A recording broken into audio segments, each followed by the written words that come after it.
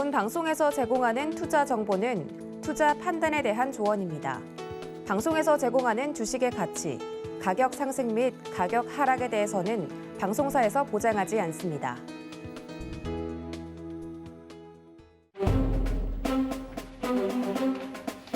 서경의 부장들 회의에 오신 여러분 환영합니다. 저는 오늘 방송부장을 맡은 도부장입니다. 오늘도 저희 위원님들과 함께, 아니죠, 부장님들과 함께 재미있게 회의를 진행을 해볼 텐데요. 진짜 시장에 대한 이야기와 종목 이야기는 이 회의 시간에 나올 예정입니다. 저희 부장님들이 이야기를 해주시는 부분만 따라오셔도 굉장히 큰 수익을 볼 수 있다라는 이야기를 심심치 않게 해드렸는데 오늘 또 입증이 되는 부분이 있어서 이따가 이야기를 나눠보도록 할게요. 노란톡 늘 열어두고 있는 거 알고 있으시죠? 문자 샵 0082번으로 부장님들 불러주시면 함께할 수 있는 방법 안내를 해드리도록 하겠습니다. 자, 오늘 회의에 참석해주신 완전체 부장님들을 소개를 해드리겠습니다. 각각 산업부장, 정보부장, 그리고 테마부장님을 각각 맡고 계신 허 부장님, 이 부장님, 최 부장님 모셔보겠습니다. 부장님들 어서 오세요. 안녕하세요. 안녕하세요. 네, 오늘도 부장님들과 함께 오늘은 좀 완전체로 시작을 하게 됐습니다. 아니, 최 부장님 어떻게 되신 건가요, 어제? 안경을 두고 왔네요, 지금. 지금 그러네요. 이제까지 눈이 안 좋은 척 하셨던 걸까요, 그러면? 원래는 잘 보이죠? 눈 굉장히 좋습니다. 근데 왜 안경을 계속 쓰고 나오셨던 거예요, 그러면? 네? 약간 이미지 차원에서? 뭐 이미지도 있고 제가 인상을 좀 써가지고 여기서 차트 보면은 조금 이렇게 그게 있어서 집중할 때 이렇게 되죠. 네. 좀 완화시키고자 PD님의 권고로 네. 여기서 또 드러나네요. 내돈내산입니다. 네, 방송 이미지에 난 좀 신경을 썼다라는 것이 다시 한번 들통이 났습니다. 자, 오늘 그래서 완전체로 시작해서 좋다고요. 결론은 그겁니다. 저희 부장님들과 함께 본격적으로 오늘 또 회의를 해볼 텐데요. 오늘의 발제자는 산업부장님이신 허 부장님이시기 때문에 부장님과 함께 시장 이야기를 먼저 브리핑을 들어볼까 합니다. 허 부장님, 오늘 시장 이야기 좀 해주시죠. 네, 오늘 동시 옵션 선물 옵션 동시 만기일이었습니다. 네. 어제 장에서 조정을 좀 받았기 때문에 다행스럽게도 미리 스프레드 매수가 좀 5천 계약 이상 있었습니다. 그래서 큰 문제는 없지 않을까라는 기대감들도 있었고 오늘 장중에 보면 코스피 시장이 코스닥 시장, 오히려 코스닥 시장이 상대적으로 탄력이 좀 좋았지 않았나라는 모습들이 좀 나타났고요. 코스피 시장이 점심시간을 중심으로 어제장에도 좀 흘러내리는 부분들이 있었는데 오늘 시장에도 조금 매수폭을 줄여나가다가 매도로 전환을 했다가 이거 어떻게 되려나 하고 있었는데 다시 또 순매수 전환을 하면서 시장을 그래도 코스피는 상대적으로 좀 지지부진한 흐름들이 있었지만 코스닥은 탄력이 좋았다. 처음부터 끝까지 외인들의 순매수가 지속되었다. 그리고 선물 시장에서도 마찬가지로 외국인들의 수급은 여지없이 좋았다라는 모습들을 좀 살펴볼 수 있고요. 오늘 이제 장이 끝났으니까 시청자님들께서 살펴보셔야 될 부분들이 오늘 동시만기를 지나면서 내가 보유 중인 종목들에 있어서 기관과 외국인들의 스탠스가 확 변한 모습들이 나오는가 네. 아니면 지금까지 이어왔던 모습들을 지속적으로 이어가는가 이 차이가 있는지를 한 번씩 판단을 해보시면 좋을 것 같습니다. 또는 지금까지는 그렇게 확실하게 뭔가 들어오지 않았었는데 오늘 동시호가 부근에서 외인이나 기관에서 확 들어오거나 또는 확 나가거나 라고 하는 그 변동이 있는 부분들을 긍정적이냐 부정적이냐 판단을 좀 해보셨으면 좋겠습니다 라고 좀 말씀을 드리고 싶습니다. 왜냐하면 수급의 지속성이냐 아니면 수급의 단발성이냐 이 부분들이 꼭 체크가 되셔야 내가 이 종목을 앞으로도 가져갈 것인가 아니면 여기서 포트폴리오 내실화를 해야 하는가 그 부분의 기준으로 좀 삼아 보셨으면 좋을 것 같고요. 네. 그리고 이제 차트적으로 또 한번 보도록 하겠습니다. 코스피의 분봉 차트를 추세선으로 조금 나타났는데요. 박스 하단과 박스 상단을 박스 하단은 2,900포인트 그리고 박스 상단은 3,030포인트로 좀 잡아봤습니다. 어제도 그렇고요. 오늘도 그렇고요. 3,030포인트 부근에서 움직이고 있는 국내 증시의 모습입니다. 앞으로 다음 주 어떤 흐름들이 나올지 하나하나 좀 일정들이 있다라고 말씀을 드렸죠. FOMC 회의 테이퍼링 가속화, 금리 인상을 빠르게 할 수도 있다라는 이야기들까지 한번 짚어보았고요. 이러한 일정들을 하나하나 소화해 나가면서 결국엔 추세를 이어가지 않을까라는 모습들을 좀 보고 있습니다. 그러한 근거로는 외국인들의 수급이 12월 내내 좀 좋다라는 모습들을 좀 볼 수 있고요. 11월부터 오늘까지는 5조 이상 외국인들의 수급이 이어졌고요. 11월 1일부터 오늘까지는 2조 4천억 원 이상의 순매수가 이어지고 있는데 반도체 그리고 대형주 중심의 수급은 여전히 긍정적이다라고 좀 볼 수 있을 것 같습니다. 그래서 지수는 다시 고점 부근에 좀 와 있습니다. 여기서 내가 어떤 대응을 해 나갈지에 대한 미리 전략들이 다 있으실 거다라고 생각이 듭니다. 괜히 3,000포인트 위에서 이제부터 더 가는구나라고 약간의 리스크를 다음 주에 FOMC 같은 리스크를 좀 남겨둔 채로 베팅을 하기보다는 차라리 한 발 늦더라도 리스크를 모두 다 소화한 이후에 베팅을 해도 늦지 않지 않을까라는 것이 저의 견해입니다. 그래서 다음 주에 FOMC 회의랑 그리고 17일 금요일 미국의 선물 옵션 동시만기일이 또 있습니다. 이러한 것들 12월 중순이면 대부분의 이슈가 소멸한다라는 말씀을 드렸었는데 불과 이제 일주일만 기다리면 대부분의 리스크가 조금 완화되지 않을까 생각하고 있습니다. 그래서 산업부장은 이러한 뷰로 시장을 보고 있구나라고 살펴주시고 국내 코로나 확진자가 연일 7천 명을 좀 넘고 있습니다. 네. 주말을 넘고 연말 이전에는 10,000명 돌파 이야기가 또 보도가 되고 있는데요. 그 부분까지도 생각을 해보신다면 너무 급할 것 없다. 제가 너무 급하게 현금화하지 않아도 되고 너무 급하게 사지 않아도 되고 현재 있는 포트폴리오가 안전하다면 꾸준하게 현재 포트폴리오는 유지를 하시되 내가 현금 비중을 11월 달 주의 구간을 통해서 좀 만들어 놨다라고 하면 그 소중한 현금을 언제 투여를 할까? 리스크가 다 좀 해소된 이후에 해도 좋지 않나라는 말씀을 누누이 강조해서 드리고 있기 때문에 일주일 정도 남았습니다. 그 기간 동안에라도 지금은 3,030포인트 언저리 주의 구간입니다. 그 주의 구간에 더 가져갈 종목과 아니면 여기서 간추릴 종목들을 조금 잘 구분하셔서 대응을 결정을 하시는 게 좋지 않을까라는 말씀으로 좀 드리도록 하겠습니다. 네, 내마녀의 날은 겨우 잘 넘겼지만 변동성이 심해질 수 있는 이벤트들은 여전히 남아있기 때문에 이 부분들에 대해서는 오늘 지수만 봤을 땐 조금 경계를 가지고 나머지 일정들을 소화하는 것이 좋겠다라고 산업부장님의 시장 뷰 들어봤습니다. 말씀해 주신 것처럼 코스피보다 코스닥이 확실히 탄력이 더 좋은 하루였어요. 그 안에서도 저희 부장님들이 언급을 했던 종목이 날아간 게 하나 있다고 해서 좀 이야기를 나눠볼까 하는데 우리 최 부장님 네. 어제 안 왔다고 제가 꼬집으면서 시작을 했는데 네. 종목이 잘 갔어요. 그래서 더 이상 꼬집을 수가 없을 것 같은데 그 주인공이 누구죠? NHN 벅스 말씀하시나요? 누가 그렇게 힘없이 얘기합니까? 어제 이제 인포뱅크도 올라왔죠. 네, 알겠습니다. 네. 자율주행. 이주연 전문 우리 부장님이 얘기를 어쩐지 뒷돈 받으셨어요 혹시? 그런 건 아니고 아닙니다. 네. 생일이시기 때문에 또 이렇게 또 안 계시지만 이야. 이렇게 다 감사합니다. 어제 그래서 아주 의심스러워요. 네. 아무튼 오늘은 NHN 벅스. 어제는 인포뱅크 움직였는데 오늘은 이 벅스가 움직여줬어요. 네. 지금 총 누적 수익률만 70%가 넘는다고.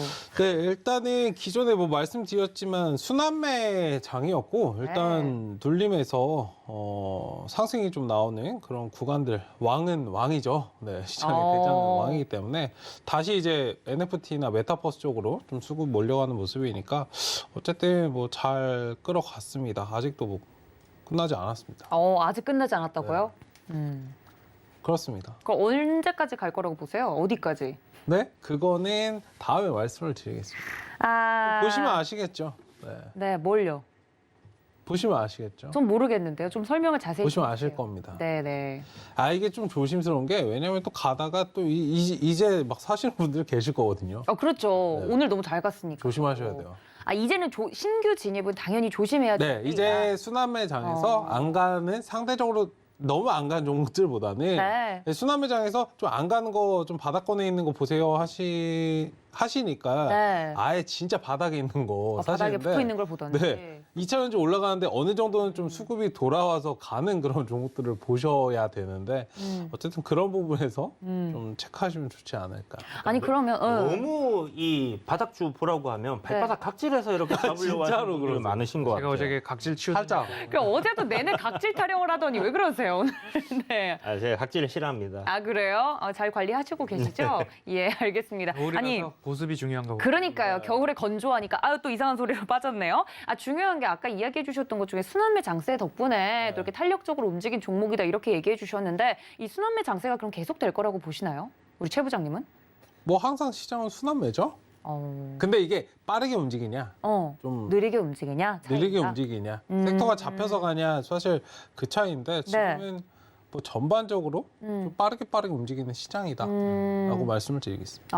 네. 아니 왜냐면 시장 뷰를 보면서 오늘은 종목 특징적인 게 있어서 이야기를 좀 드렸던 거였는데 알겠습니다. 일단 NHN벅스 저희 부장님이 언급을 해주셨던 종목인데 그때부터 잡아오셨던 분들이라면 70%가 넘는 현재 수익률을 보이고 있습니다. 더 갈 거라고 이야기를 하시는데 결코 신규 진입은 안 된다라고까지 덧붙여 드렸으니까 혹시나 보고 계신 분들은 참고해 주시면 좋을 것 같고요.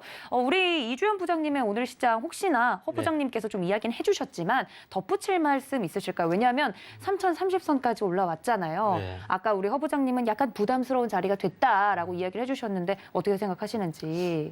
분명히 이제 저항이 위치하는 곳이기 때문에 이제 허 부장님 견해도 저는 맞다라고 생각을 하고요.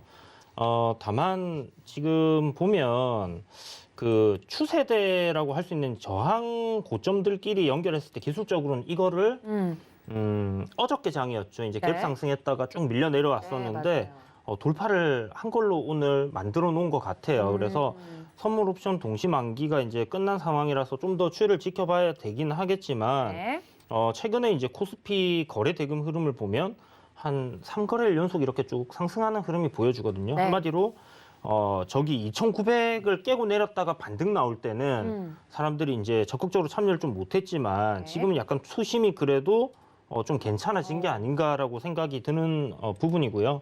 어저께 뭐 시장에 대해서 뷰는 말씀드렸으니까 네. 외인들 계속 매수를 하고 있고 순매수 기조 이어가고 있기 때문에 환율도 이제 계속 내려가는 흐름이고 그래서 긍정적으로 좀 볼 필요는 있지 않나라고 생각이 드니까 그런 부분들만 이제 참고해 두시고 기존 보유한 종목들이 이제 이번에 잘 올라오게 되면 그런 것도 이제 좀 대응을 하시면서 그렇게 보시면 될 것 같아요. 사실 이제 추세가 좀 상승으로 전환될 가능성도 열어놓고 봐야 되는 그런 시점이지 않나라고 생각이 듭니다. 그런데 워낙 이제 이런 구간에서는 또 저항을 돌파하는 척 해놨다가 뺄 수도 있는 부분이고 아까 뭐 시황 설명해 주실 때 말씀해 주셨던 그런 이벤트. 리스크적인 네. 이벤트들이 있기 때문에 그런 것도 이제 확인하는 게 분명 중요할 것 같고요. 기술적으로는 뭐 3,050포인트 돌파가 나와야지 저는 그때부터 이제 방송에 나와서 아마 이제 상승 추세로 전환을 합니다라고 계속 얘기를 할 것 같아요. 3,050선이요. 네, 그런데 이제 단기적으로 우리가 딱 봤었을 때는 2,900을 깨고 거래대금이 이제 크게 터진 날 이후부터 계속 상승을 하고 있거든요. 그래서 코스피 같은 경우 5일선을 기준으로 놓고 이 5일선을 이탈하지 않는다면 뭐 단기 상승세는 좀 지속될 것 같다는 생각이 들고 오늘 장 보면 뭐 멍멍이나 송아지나 뭐 다 올라가는 그런 장이었기 때문에 모두 다 같이. 그렇죠. 네. 네, 그래서 뭐 그런 흐름들이 조금 더 순환매 빠르게 돌긴 하겠지만 이어질 가능성이 높다 이렇게 생각이 듭니다. 알겠습니다. 3,050선이 오게 되면 좀 본격적으로 상승 추세를 보이고 있는 것 같다라고 이야기하겠지만 아직까지는 아까 이야기해드렸던 것처럼 여러 가지 변동성이 커지는 이벤트들은 주의하자 언급을 좀 해주셨습니다. 저희 부장님들과 함께하면 시황부터 종목 이야기까지 모두 받아보실 수 있는데요. 노란톡 늘 열어두고 있는 거 아시죠? 지금 바로 문자 샵 0082번으로 부장님들 불러주시거나 하단에 나가고 있는 QR코드 통해서 입장 가능하니까 지금 바로 이용해 보시기를 바랍니다. 자, 그러면 우리 산업부장님께서 정말 깔끔하게 오늘 시장을 정리를 해주셨는데 오늘 또 발제자시라고 하니까 어떤 굉장히 중요한 시기인 것 같아요. 이게 진짜 상승 추세로 돌아설지 혹은 약간의 조정이 있을지 지금 이 시기에 준비해 주신 발제 주제 오늘 바로 만나보시죠. 네, 메타버스 올라탄 OLED 전성기가 도래할까라고 물어봐 주셨네요. OLED 이야기인가 봐요, 부장님. 네, 그렇습니다. 메타버스로부터 시작된 우리나라 증시의 뭐 호황, 흥행이라고 할까요? 빠른 순환매 속에서도 메타버스 안에서 어떤 부분들이 움직였는지를 좀 복기를 해보자면 이 메타버스를 시작으로 해서 컨텐츠 관련된 섹터, 그리고 게임, 거기에 이어서 NFT, 그리고 반도체, 통신 장비, 그리고 OLED 등등의 모습들로의 매기가 좀 순환했던 모습들을 살펴볼 수 있는데 이러한 것들의 공통점을 하나로 좀 묶어볼 수 있는 주제가 있을까라고 생각을 했을 때 메타버스라는 키워드가 좀 떠올랐습니다. 이 메타버스 중에서도 지금까지는 이제 컨텐츠, 게임, NFT 이런 부분들을 본다면 메타버스를 가지고서 우리가 직접적으로 접할 수 있는 컨텐츠, 뭔가 무형의 자산들로 또 볼 수 있을 것 같습니다. 그런데 이제 이 메타버스 세계로 우리가 진입을 하고 메타버스를 즐기기 위해서는 기반이 되는 여러 가지 하드웨어들이 그리고 실질적으로 이 기술이 들어가는 부분들도 있을 것이다라고 보여지면 결국엔 줄기와 뿌리에 해당되는 부분들이죠. 예를 들면 직접적으로 메타버스 세상을 들어가야 되는데 그 들어가는 문이 우리가 눈으로 보고 손으로 만지고 할 수 있는 XR, VR, AR 이런 기기들이 될 것입니다. 그래서 메타버스로 향할 때 우리가 메타버스를 무엇으로 보느냐? 눈으로 보게 되는데 그 눈으로 보기 위해서는 우리가 TV를 시청하고 노트북을 보고 스마트폰을 보듯이 뭔가 우리에게 그 화면을 제공해주는 액정, 디스플레이가 있어야 된다라고 좀 보실 수도 있을 것 같습니다. 현재 이제는 시장이 LCD를 넘어서 그 이전으로 보면 브라운관이죠. 그리고 LCD를 넘어서 OLED 쪽으로 이제 시대가 변해가고 있는데 앞으로 이 OLED 시장의 수요가 점점 더 커질 것이다라는 산업의 방향성 그리고 시장의 성장성까지도 한번 생각을 해볼 수 있을 것 같습니다. 앞으로도 여기에서 컨텐츠와 그리고 하드웨어로 좀 나눠봤는데요. 앞서서 잠깐 말씀을 드렸습니다. 하나의 나무를 비유해서 시장의 메타버스를 그려놓은 뉴스들이 보도가 되고 있었는데요. 뿌리를 본다면 인프라 뭐 예를 들면 반도체죠. GPU, 그래픽 카드나 CPU 그리고 메모리 반도체도 필요할 것이고요. 그리고 이 메타버스 통신이죠. 그럼 5G, 6G에 대한 이야기들도 미리미리 서경의 부장들 발제를 통해서 말씀을 좀 드렸었습니다. 그리고 나무의 뿌리를 보았으면 줄기를 봐야 되는데 줄기 쪽으로는 이제 카메라 모듈이나 디스플레이 모듈, AR, VR, XR 기기, 그리고 이제는 손에다가 장갑을 껴서 햅틱, 진동을 느끼거나 조금 더 나아가면 뜨겁고 차갑고 이런 부분들 나오겠죠. 나중 됐을 때는 뭔가 향기를 맡거나 맛을 느낄 수 있는 4D, 5D 이 이상의 세계까지 증강현실이 발전되지 않을까라는 생각이 듭니다.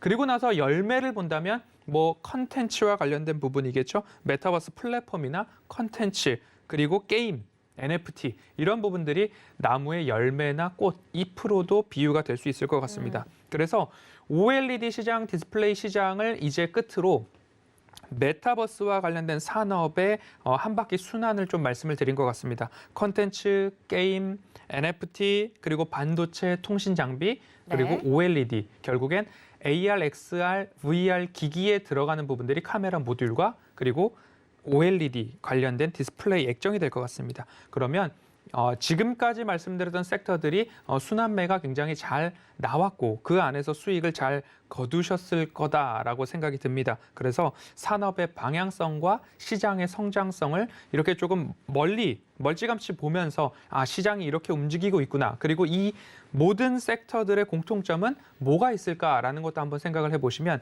이 다음 순서는 또 뭐가 될까라는 궁금증에서 시작된 공부가 또 수익으로 돌아올 수 있는 그런 스터디가 될 수 있기 때문에 산업의 방향성, 시장의 성장성이 곧 수익으로 돌아올 수 있다라는 그런 관점에서 OLED 시장, 디스플레이 시장도 우리가 볼 때가 되었다라는 것으로 좀 발제를 정리해 보도록 하겠습니다. 네, 그래서 OLED를 좀 큰 그림에서 준비를 해주신 것 같네요. 덧붙여서 OLED 관련돼서 우리 부장님들과 회의를 좀 해볼 텐데 허 부장님께서 처음으로 준비해 주신 질문이 어떤 걸까요? 네, 저는 언택트 시기이기도 하고 TV나 IT 기기의 성장성들도 좀 보고 있습니다. 네. 그런데 뭐 VR, XR, AR 기기들 수요도 좀 전망될 것 같아서 저는 이 시장이 좀 좋아 보이고 우리가 준비해야 될 시장이 아닌가 싶은데 네. 우리 테마부장님과 정보부장님께서는 OLED 시장의 전성기가 도래할지 안 할지에 대한 의견들도 궁금한데요. 어제 하지 못했던 하나, 둘, 셋 하면 동그라미와 X, 세모는 없습니다. 네. 네, 하나, 둘, 셋. 네. 이거 뭔가요? 세모 안 되죠. 네. X인가요? 세모? 고려할 수는 살짝 그러면 둥그런 세모? 그러면 완전 동그란 동그라미부터 보시는 설명을 네. 좀 들어보고 네, 그 네. 다음에 이제 정보부장님의 네, 네. 둥그란 동그라미도 한번 보도록 하겠습니다. 네. 제가 생각할 때는 네네. 이제 편하게, 네. 뭐 우리가라고 하면 좀 그럴 수도 있으니까 제가 어렸을 때는 이제 이 CRT라고 해서 뒤통수가 툭 튀어나와 있는 그런 이제 브라운관의 모니터를 쓰거나 그랬죠, 아니면 이제 그랬죠. TV를 사용했었는데 지금은 뭐 거의 찾아보기가 힘들 정도잖아요. 네.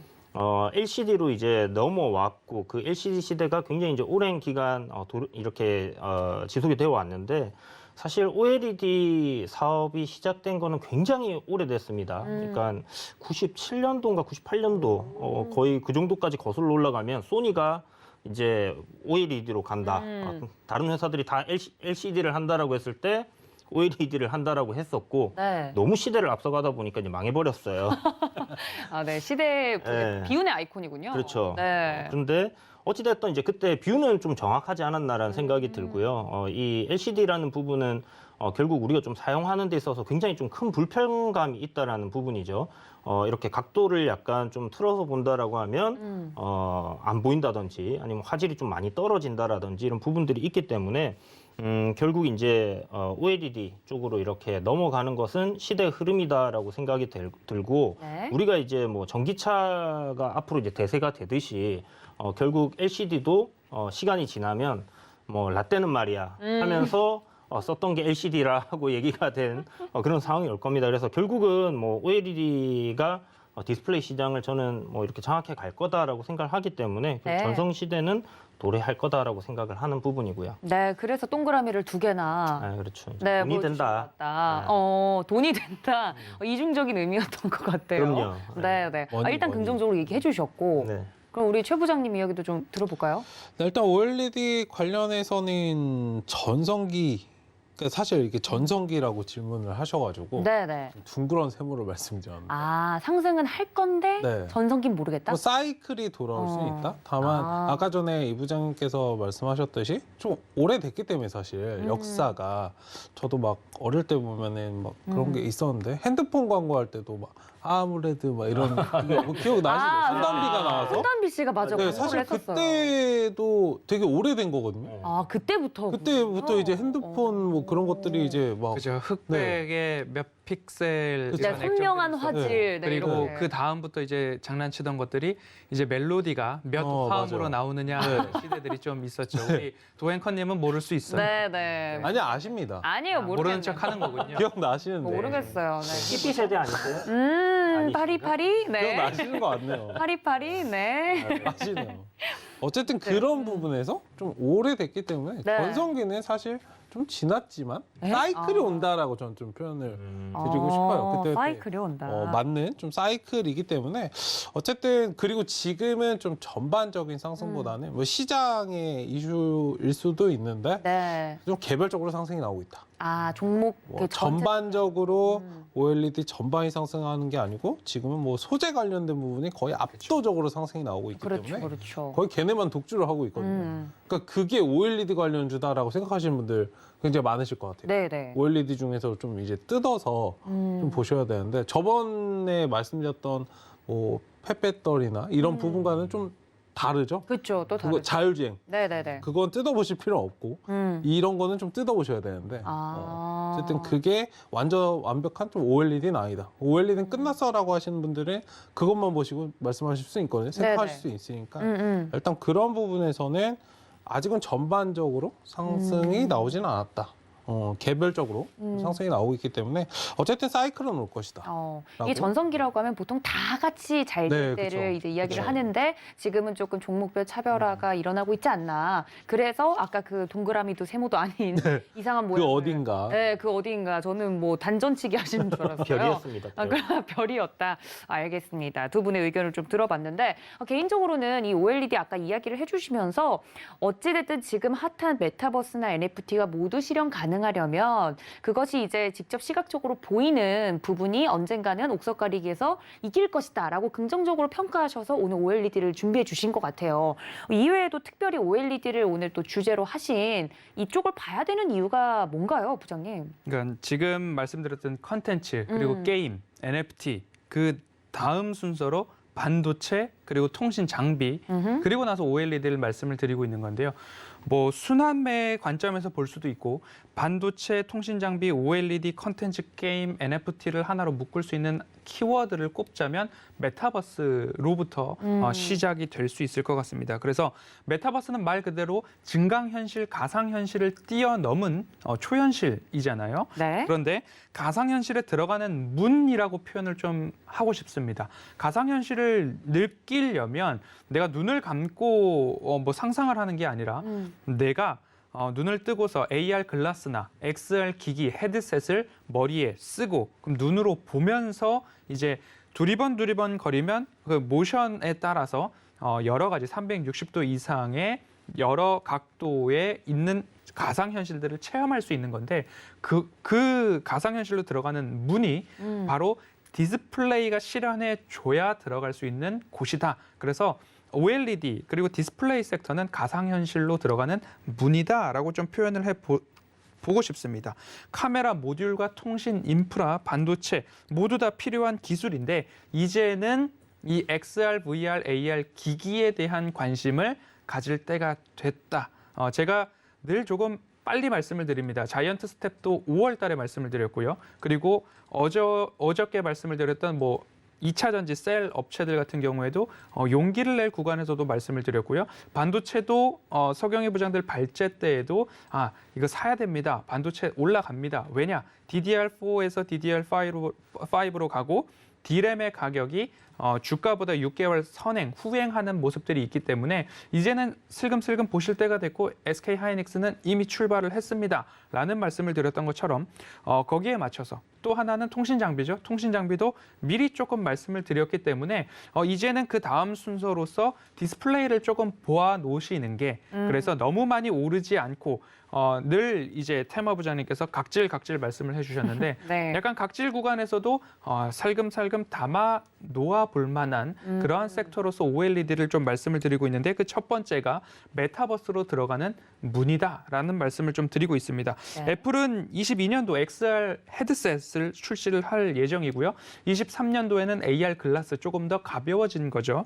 그리고 메타 예전 이 페이스북이죠. 여기는 내년 상반기 헤드업 디스플레이와 잠시 말씀드렸던 햅틱 장갑이라고 하죠. 오큘러스 캐스트 3를 출시할 예정입니다. 이제는 눈으로 보는 것뿐만 아니라 내가 손으로 뭔가를 쥐었을 때, 뭔가를 잡았을 때 진동이나 여러 감촉을 느낄 수 있는 단계까지 진화를 하고 있다라고 말씀을 좀 드리고 싶고요.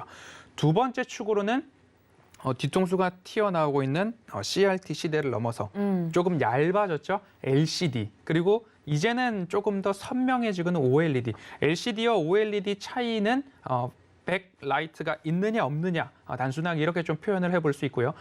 백라이트가 있는 상태에서는 검정색을 구현하기가 좀 어렵습니다. 왜냐하면 뒤에 백라이트가 있는 상태로 검정색을 구현해야 되기 때문에 이게 진짜 검정색에 가까운가 밝은 검정색의 느낌도 나는데 OLED 같은 경우에는 픽셀에서 아예 빛을 꺼버리면 검정색이 나타나기 때문에 조금 더 깊은 검정색을 구현할 수 있다. 그래서 백라이트가 있느냐 없느냐 그 부분으로 좀 구분을 해보시면 좋을 텐데 OLED 패널 쪽으로의 탑재율이 높아지고 있습니다. 스마트폰도 그렇고요.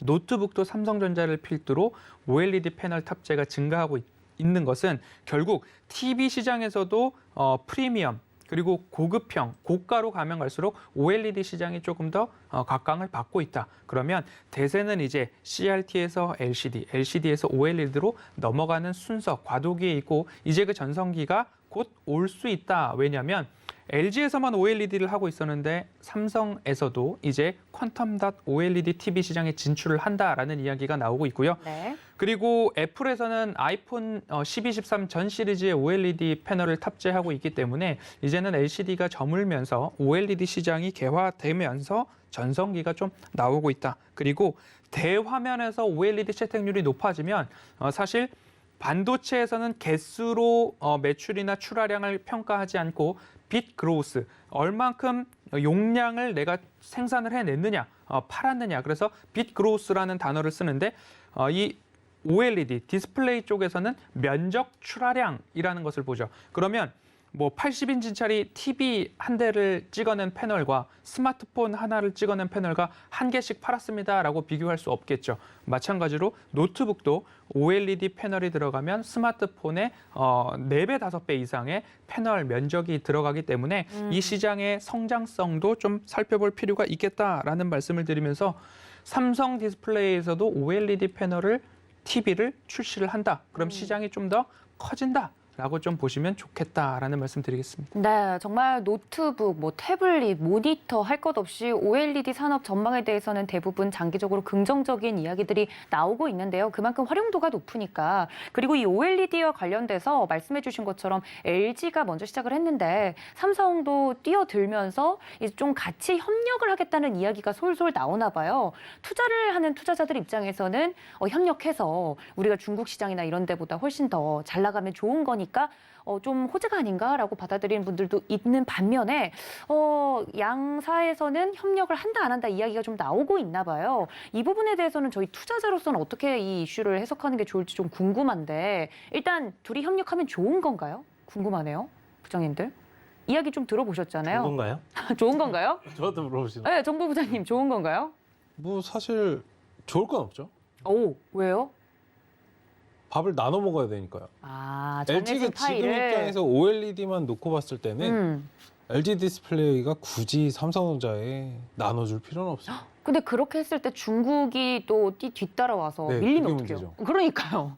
그렇기 때문에 조금은 협력을 할 수 있지 않을까. 협력 가능성 그래서 일정 열린 것 부분 같다. 뭔가 이야기가 오고 하진 않을까. 요즘에 뭐 기사도 많이 나오잖아요. 네. 그래서 뭐 한다 안 한다 네. 나오기 때문에. 그래서 하겠다는 걸 말겠다는 걸 저는. 근데 그렇게 결국엔 좀 할 생각하더라고요. 수밖에 없지 않을까. 흐름이 그렇기 때문에 중국이 이게 인구가 좀 어마어마해서 그러니까요. 우리나라 사봤자 5천만 인구가 다 산다고 해도 뭐 신생아까지 다 산다고 해도 5천만을 사는 그 친구들이 건데 태블릿을 산다고 하더라도. 중국은 그냥 한 10분의 1만 사도 네.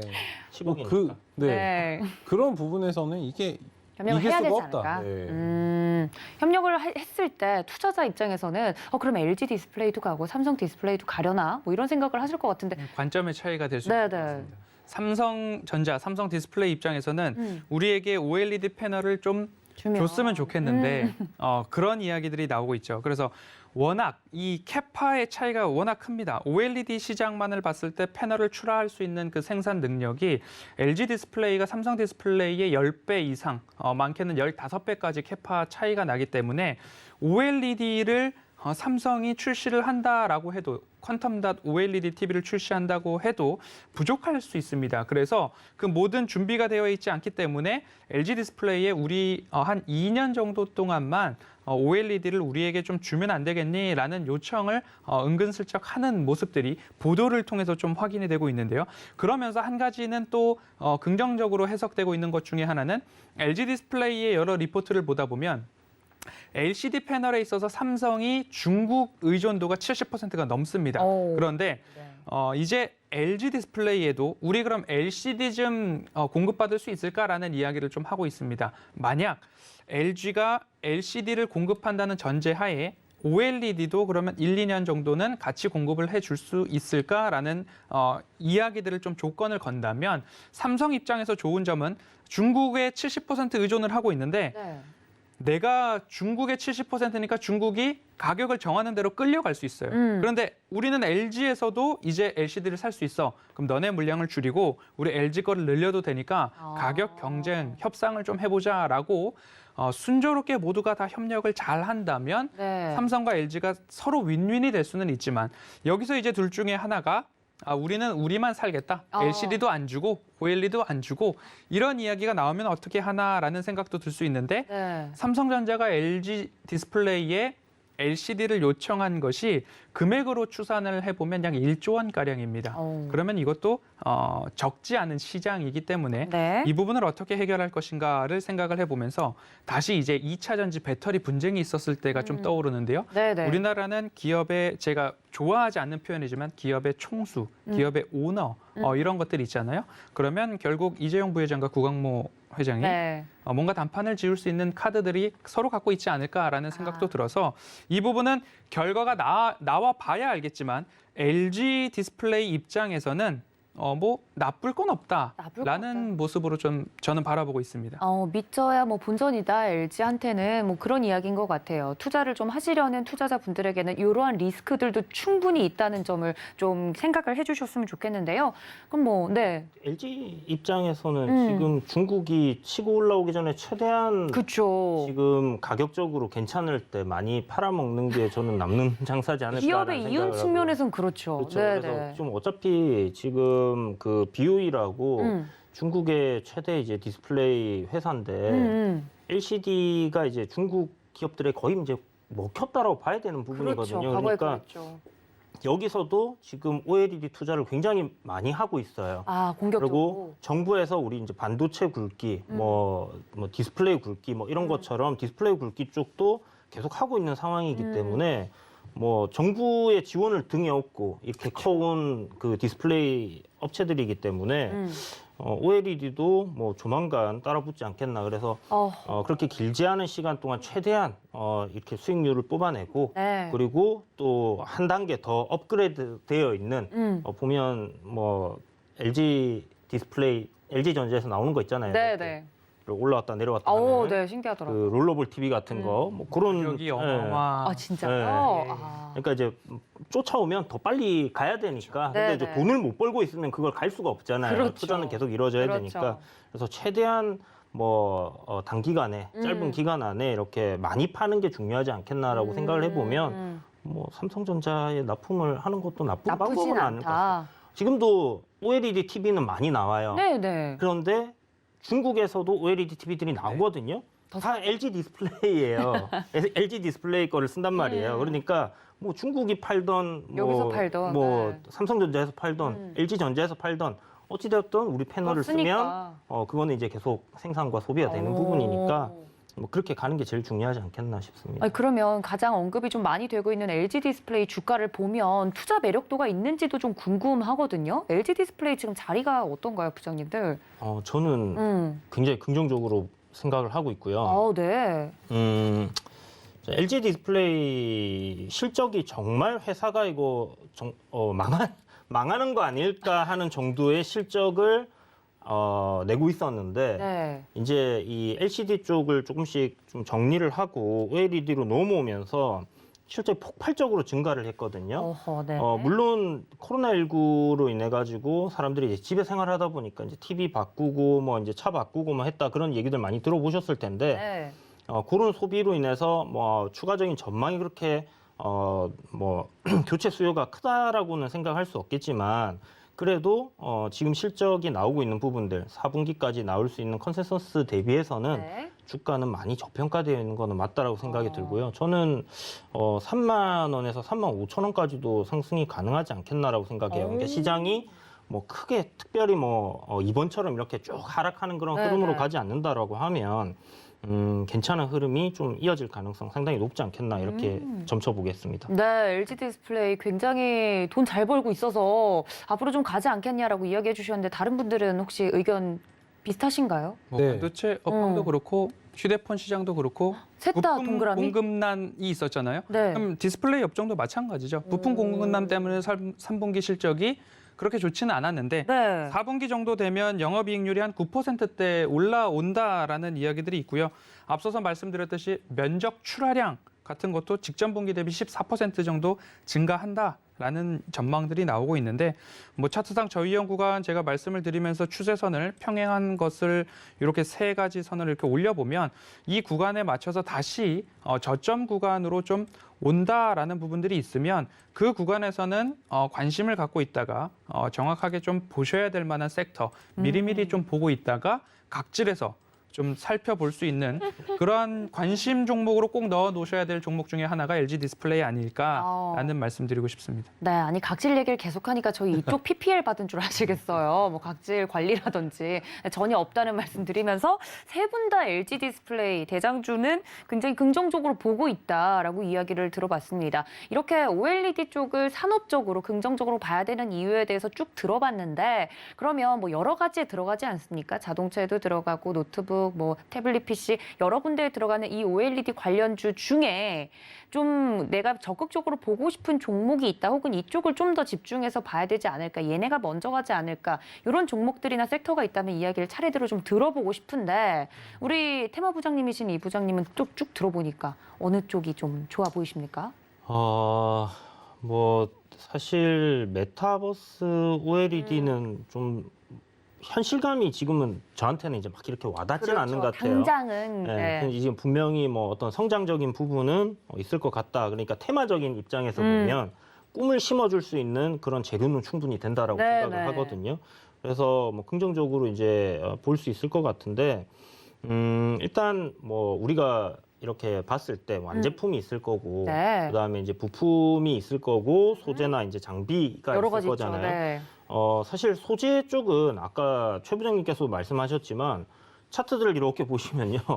저 하늘 꼭대기에 있어요. 이미 소리 소문 없이 갔더라고요. 네, 근데 실적이 또 그만큼 계속 우상향하고 있기 때문에 실적적인 부분을 이제 반영을 해서 성장을 할 거라는 부분 반영이 돼서 이미 많이 올라 있는 부분이라 그 뭐 업사이드 폭이 그렇게 여기서 크지는 않을 것 같다는 생각은 들고요. 여전히 우상향 추세를 하고 있기 때문에 추세적인 관점에서 공략은 해볼 수 있는 그런 섹터라는 생각은 들지만 오히려 저는 이제 부품이라든지 뭐 장비 쪽으로 좀 보는 게 좋지 않겠나라는 생각이 들고 부품 장비. 네. 이제 부품 같은 경우는 이제 LX 세미콘이 최근에 이제 급등을 한 적이 있었는데 POLED라고 해가지고 여기 이제 뭐 DDI라고 해서 저도 뭔지는 잘 모릅니다. 일단 용어가 그렇게 돼 있는데 이게 이제 OLED를 구동해주는 그런 장치라고 해요, 부품이. 그런데 이게 이제 공급 부족이 계속 이루어지고 있는 부분이 이 기업의 이제 수혜고요.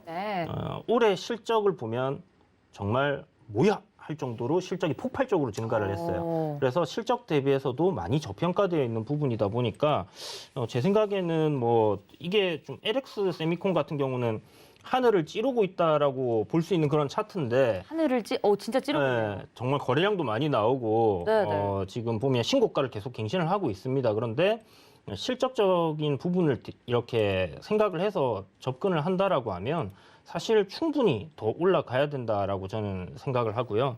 지금 시가총액이 2조 3,500억이거든요. 근데 3분기까지 영업이익이 2,800억이에요. 그렇다면 요게 뭐 4분기 실적까지 하면 3조가 이제 3천억 넘어가는 이제 그런 부분이기 때문에 그러면 실적적인 부분은 결국 뭐 한 4조 그 정도까지는 가야지 좀 적정 주가가 아닐까라고 생각이 들고 내년이랑 내후년의 실적이 더 좋아진다라는 그런 부분들이 있기 때문에 지금 단기 급등 나온 거 좀 쉬어갔다가 또 상승세가 이어가지 않겠나라는 생각이 드는 부분이 요 LX 세미콘 부품 관련주로 요 종목을 제가 이제 좀 눈에 들어왔고 그다음에 장비 쪽은 AP 시스템이 괜찮은 것 같아요. 사실 LCD에서 이제 OLED로의 이제 생태 변화가 일어난다라고 말씀드렸잖아요. 그러면 이거는 이제 어차피 장기적인 뭐 관점이든 단기적인 관점이든 우리나라 기업들만 이 장비를 갖다가 들여가지고 생산하거나 그러진 않잖아요. 네, 그럼요. 지금 중국에서도 그만큼의 수요가 있기 때문에 충분히 장비도 괜찮은 흐름을 보이지 않겠나라는 생각이 들고 또 이것도 역시나 실적 대비해서 좀 저평가되어 있는데 AP 시스템은 꾸준하게 실적이 나오는 종목이거든요. 그래서 보면 지금 월봉상 2018년부터 해서 뭐 2만 한 500원대 저점을 계속 잡고 있고 또 박스권 상단으로는 뭐 3만 한 2천 원, 3천 원 정도를 잡고 있기 때문에 뭐 여기서 이제 올라준다라고 하면 박스권 상단까지 오더라도 뭐 적정 주가 수준 이렇게 생각할 수 있을 것 같습니다. 그래서 뭐 무난하게 좀 수익을 낼 수 있는 기업이라고 생각이 들어서 요 두 종목들을 뭐 선정해봤습니다. 네, 부품에서 LX 세미콘, 장비에서는 AP 시스템 우리 이 부장님이 이야기를 해주셨고요. 오늘 발제를 해주신 허 부장님도 네, 앞서서 LG 디스플레이 차트상 저위험 구간 각질에서 모아보자라는 말씀을 좀 드렸고요. 네. 그리고 나서 저도 AP 시스템 굉장히 좋다. 각질에서 모아갈 만한 자리가 나왔다라고 좀 말씀을 드리고 싶고요. 네. 그리고 한 가지는 SFA입니다. SFA요. SFA 같은 경우에는 뭐 반도체 회사, 반도체 물류 회사, 라고 생각을 하시는 분들도 있는데 사실 디스플레이 물류 회사로 시작을 한 회사죠. 그러면서 이제 반도체 쪽으로의 수주를 늘려가면서 디스플레이와 비디스플레이의 매출 비중이 50대 50으로 나눠져 있고 앞으로는 비디스플레이의 매출 비중도 높아질 수 있다. AP 시스템이 실적이 디스플레이에서 잘 나오지 않더라도 예를 들면 95대 5, 디스플레이가 95, 반도체가 5, 디스플레이가 85, 반도체가 15 이런 식으로 매출 비중이 있었는데 디스플레이 업황이 좋지 않음에도 불구하고 실적을 커버할 수 있었던 것은 반도체 쪽에서의 실적이 좀 커버를 해줬기 때문이다라고 봤을 때 디스플레이 하나만 하는 기업도 있지만 디스플레이와 비디스플레이 또는 디스플레이와 반도체 같이 하는 기업들이 그래도 실적을 유지해 나가는 데는 이익 체력이 좋다라는 부분들을 살펴보면 뭐 LG 디스플레이, AP 시스템, SFA 이렇게 좀 볼 수 있을 것 같습니다. 네, 관련돼서 수혜 종목들을 들어봤습니다. 우리 다음은 정보부장님이신 최 부장님인데 종목 네. 이야기를 듣지 않고 좀 속상한 이야기를 건네야 될 것 같아요. 저희 회의 진행 중에 이야기가 나온 것인데 저희 최 부장님께서 새로운 곳으로 인사 발령이 나서 가신다는 이야기를 들어서 인사 시즌이죠. 네, 인사 시즌이긴 해요. 실제로도. 네. 삼성도 지금 갈아엎고 난리가 났습니다. 승진하는 분들이 굉장히 많더라고요. 그러니까요. 좋은 곳으로 가셔야 될 텐데 우리 부장님 또 이제 앞으로는 저희 회의 시간에 보지 못한다고 해서 한마디 짧게 좀 들어볼까 합니다. 일단은 아프리카로 가신다고요? 너무 멀리 그런가요? 거기 지금 오미크론이 나오고 있는 거 아니에요? 네, 한마디 해주시죠. 어쨌든 뭐 최대한 좀 좋은 정보 드리려고 했는데 만족이 되실런지 모르겠습니다. 어쨌든 지금 남아 계신 부장님들하고 또 새로 오신 부장님이 또 저를 대체할 수 있을지는 모르겠어요. 네. 사실 저는 대체제가 잘 없기 때문에 네. 그렇죠. 어쨌든 네 그런 뭐 항상 화이팅 하시고 시장 뭐 기운 내시고 연말이니까 차분하게 잘 마무리하셨으면 좋겠습니다. 내년에 또 좋은 내용 틈틈이 뭐 있으면 전달해 드리도록 하겠습니다. 저한테 전화하세요. 알겠습니다. 네.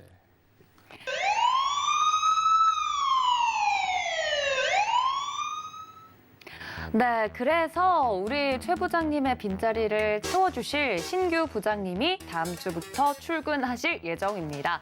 내일의 상한가를 꿈꾸는 새로운 부장님이 오신다고 하는데요. 다음 주 화요일 이 회의 시간에 그 신규 부장님을 만나보실 수 있으니까 여러분들 많은 기대 부탁드리겠습니다. 자, 이렇게 부장님들과 회의를 진행을 해봤는데요. 저희 내일장 핵심 포인트가 또 있으니까 내일장은 어떻게 부장님들이 좀 전략을 짜주셨는지 함께 확인해보고 오시죠. 핵심 포인트입니다. 자, 먼저 테마 부장님께서는 이것일 때 매수 관점이 유효하다라고 이야기를 해주셨고요. 정보 부장님이신 최 부장님은 동시만길 이후 이것을 체크하자. 그리고 마지막으로 산업 부장님이신 우리 허 부장님은 이것의 방향성 플러스 이것의 성장성은 곧 수익이다 이야기를 해드렸습니다.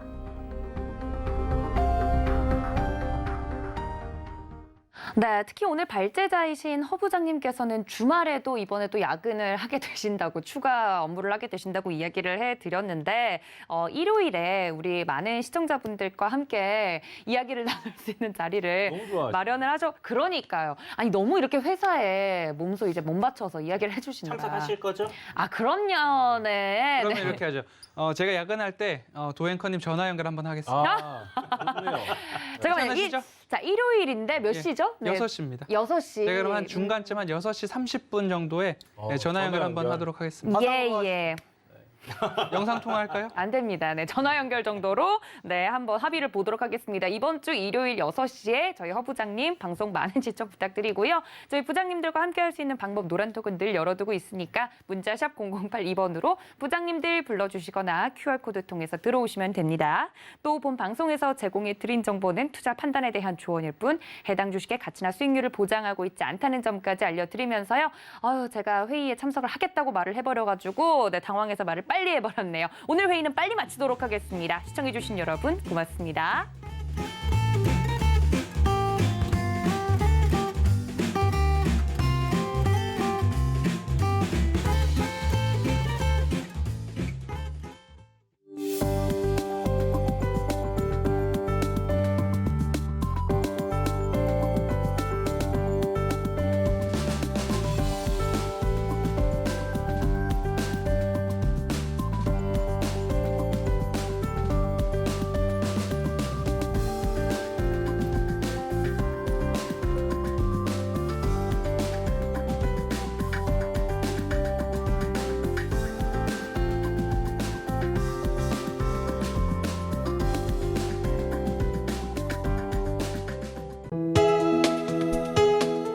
본 방송에서 제공하는 투자 정보는 투자 판단에 대한 조언입니다. 방송에서 제공하는 주식의 가치, 가격 상승 및 가격 하락에 대해서는 방송사에서 보장하지 않습니다.